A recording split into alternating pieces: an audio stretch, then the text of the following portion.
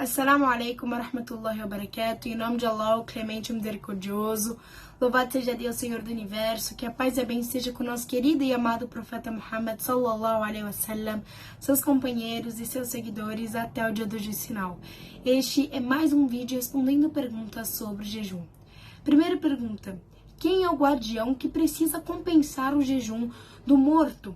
O guardião é o parente, e foi dito que ele tem uma parte da herança, e alguns deles o consideram agnado, e pretende-se que ele jejue em seu nome. Pergunta número 2. Por que alocação por tutor? O tutor foi estipulado porque o mais provável é que seja quem faz questão de absolver o familiar. Pergunta número 3. Isso inclui todos os jejuns que o falecido não jejuou? O jejum que aceita a delegação é o jejum de um voto apenas, não aquele que é obrigatório na origem da Sharia, como o Ramadã. Porque, como o Ramadã não aceita delegação, então ninguém jejua em nome de outro. Mas o que uma pessoa se obriga é a quantia além do que é obrigado pela Sharia, e afins aceita a delegação. Pergunta número 4. Qual é a evidência para a legitimidade de substituir o jejum de votos? Sua evidência é o que foi relatado pela autoridade de Aisha, que Deus esteja satisfeito com ela, de que o profeta, que a oração e a paz de Allah esteja com ele, disse: quem morrer obrigado a jejuar, seu guardião deve jejuar em seu nome. Abu Daud disse: isso está em Anedotas e é o dito de Ahmed ibn Hanbal, narrado por Abu Daud. E Albani disse: Sahih.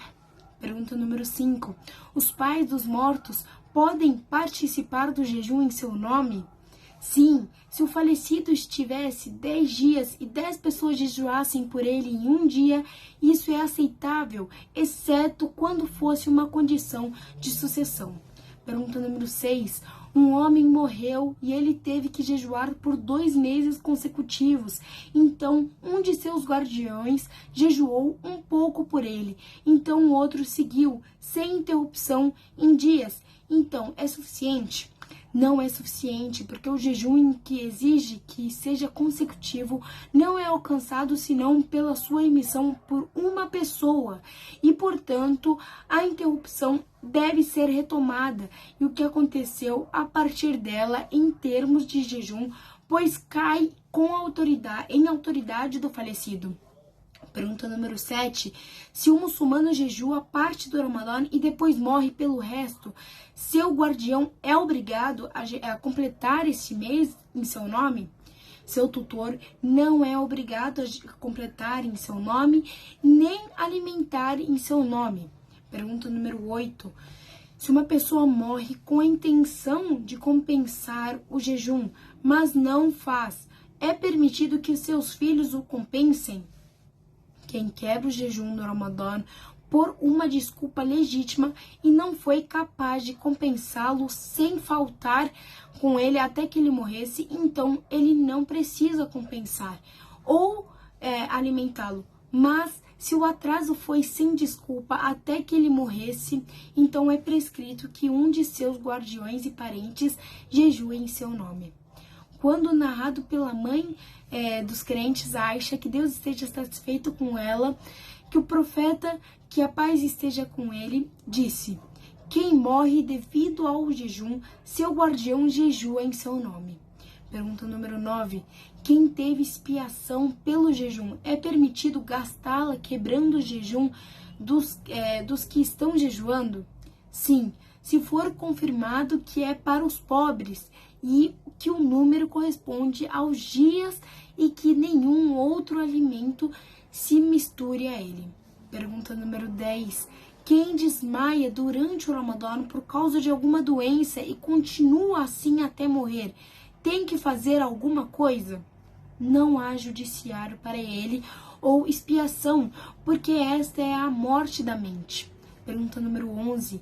Quem quebra o jejum no Ramadã e vem o segundo Ramadã sem desculpa para compensar este período, ele tem que fazer alguma coisa para compensar? Ele é obrigado a compensar devido à generalidade de seu ditado. E quem estiver doente ou em viagem, um número de outros dias. Então, Deus mencionou compensar outros dias e ele não mencionou qualquer outro assunto. Pergunta número 12. Há mais alguma coisa com o judiciário? Alguns estudiosos emitiram fatuas mentiras, de que ele deve, além de compensar os jejuns perdidos, alimentar os pobres por causa de sua negligência. Pergunta número 13. Quem emitiu a decisão anterior? Foi dito por Ibn Abbas, Ibn Omar, Abu Huraira, Mujahid, Saad ibn Jubair, Malik, Al-Tahir, Al-Wazid, Al-Shafi, Al-Ishaq, que Deus tenha misericórdia de todos eles. Pergunta número 14.